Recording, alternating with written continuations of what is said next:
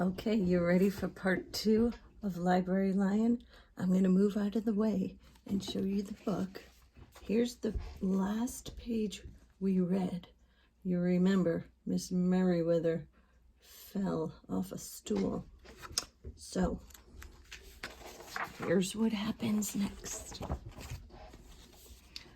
The lion put his big front paws up on the circulation desk and looked at Mr. McBee. "Go away, lion," said Mr. McBee. "I'm busy." The lion whined. He pointed his nose down the hall toward Miss Merriweather's office. Mr. McBee ignored him. Finally, the lion did the only thing he could think of to do. He looked at Mr. McBee right in the eye, and then he opened his mouth very wide, and he roared the loudest roar he had ever roared in his whole life. Go ahead, do a great big roar.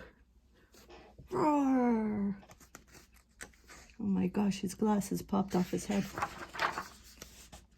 Mr. McBee gasped. "You're not being quiet," he said to the lion. "You're breaking the rules." Mr. McBee walked down the hall as fast as he could. The lion did not follow him. He had broken the rules. He knew what that meant. He hung his head and walked toward the door. Mr. McBee did not even notice. "Miss Merriweather," he called as he walked. "Miss Merriweather, the lion broke the rules. The lion broke the rules." He burst into Miss Merriweather's office. She was not in her chair. "Miss Merriweather?" he asked. "Sometimes," said Miss Merriweather from the floor behind the desk, "there is a good reason to break the rules, even in the library. Now please go call a doctor. I think I have broken my arm." Mr. McBee ran to call a doctor. "No running," said Miss Merriweather. The next day, things were back to normal, almost. Miss Merriweather's left arm was in a cast. The doctor had told her not to work too hard. "I will have my lion help me," Miss Merriweather thought. But the lion did not come to the library that morning. At 3 o'clock, Miss Merriweather walked over to the story corner, and the story lady was just beginning a story for the children, and the lion was not there. People in the library kept looking up from their books and computer screens, hoping they would see a familiar furry face. But the lion did not come that day. He didn't come that day either, or the day after that. Oh, look at the children. They really look like they missed the lion. One evening, Mr. McBee stopped by Miss Merriweather's office on his way out. "Can I do anything for you before I go, Miss Merriweather?" he asked her.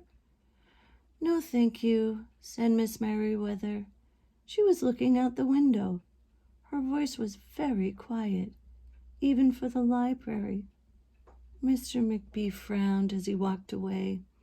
He thought there probably was something he could do for Miss Merriweather after all. She is looking a little sad, isn't she?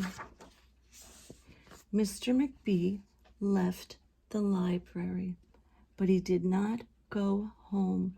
He walked around the neighborhood. He looked under cars. He looked behind bushes. He looked in backyards and trash cans and tree houses. I wonder what he's looking for.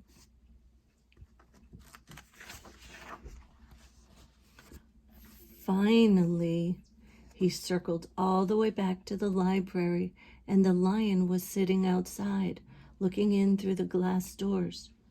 "Hello, Lion," said Mr. McBee. The lion did not turn around. "I thought you might like to know," said Mr. McBee, "that there's a new rule at the library. No roaring allowed unless you have a very good reason. Say if you're trying to help a friend who's been hurt, for example." The lion's ears twitched. He turned around, but Mr. McBee was already walking away. The next day, Mr. McBee walked down the hall to Miss Merriweather's office. "What is it, Mr. McBee?" asked Miss Merriweather in her new, sad, quiet voice. "I thought you might like to know," said Mr. McBee, "that there's a lion in the library." Miss Merriweather jumped up from her chair and ran down the hall, and Mr. McBee smiled. "No running," he called after her. Miss Merriweather didn't listen. Oh boy. Sometimes there was a good reason to break the rules, even in the library. Oh my gosh, there's a lot of happy people on these pages.